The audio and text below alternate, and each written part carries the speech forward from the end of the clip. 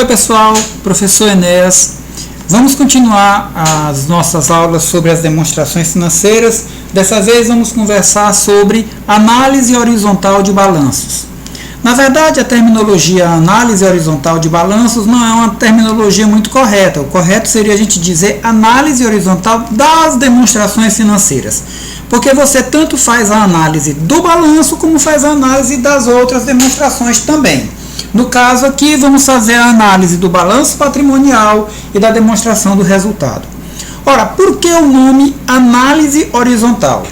Como vocês podem ver, o balanço patrimonial representado nessa tela, vocês verão que ele é sempre publicado com duas colunas, a coluna do ano atual e a coluna do ano anterior. Se eu quiser comparar os números de um ano com os números do ano anterior, então eu estarei fazendo uma comparação horizontal desses dois números, tá? Então, no que consiste a análise horizontal? A análise horizontal consiste em calcular qual a variação percentual de um ano para outro. Por exemplo, o ativo no ano de 2013, nesse exemplo, era R$ 212 mil. Já em 2014, o ativo passou para R$ 223 mil. O ativo cresceu. Quanto o ativo cresceu? Se a gente utilizar o Excel para fazer esse cálculo, nós vamos verificar que o ativo cresceu a quantia de R$ 11 mil. Quer dizer, em 2014, o ativo é R$ 11 mil maior do que em 2013. Mas uma análise horizontal não deve ser feita de forma absoluta. Quer dizer, R$ 11 mil é muito ou é pouco? Essa pergunta é uma pergunta difícil de responder. Para uns pode ser muito, para outros pode ser pouco. Então, o que é que nós temos que fazer? Nós temos que fazer a comparação desses R$ 1.000 com o valor original, que no caso era 212 mil. Então, em comparação com 212 mil, R$ 11 mil é muito ou é pouco? Para isso, nós vamos calcular quantos por cento o R$ 11 mil representa dos 212. Como é que eu faço isso? Basta dividir o 11 mil pelo 212. Vamos fazer o cálculo aqui no Excel. Então, eu vou colocar parênteses, é uma regra matemática básica, e vou mandar dividir o número que eu encontrei, o 11 mil, pelo 212. A fórmula ficou então C3, que é esse número azul, menos D3, que é esse número vermelho, dividido pelo D3. Encontramos assim 0,05. Ocorre que esse resultado que nós encontramos é um resultado na forma decimal. E nós precisamos que esse resultado seja expresso na forma percentual. Para a gente fazer isso, é suficiente que a gente pegue o resultado que a gente encontrou, vamos colocar parênteses de novo, e multiplique por 100. Isso também é uma regra matemática básica. E aí nós descobrimos o seguinte: em 2013, o ativo dessa empresa era 212 mil. Em 2014, o ativo dessa empresa era 223 mil.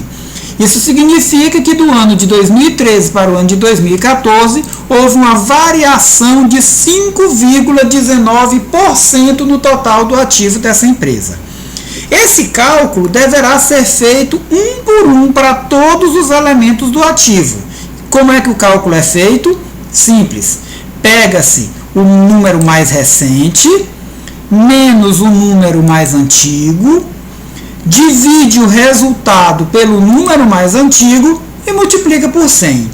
A gente utilizando os recursos que o Excel disponibiliza para a gente pode simplesmente repetir esse cálculo. Então vamos lá. O número novo menos o número antigo dividido pelo número antigo, tudo isso multiplicado por 100.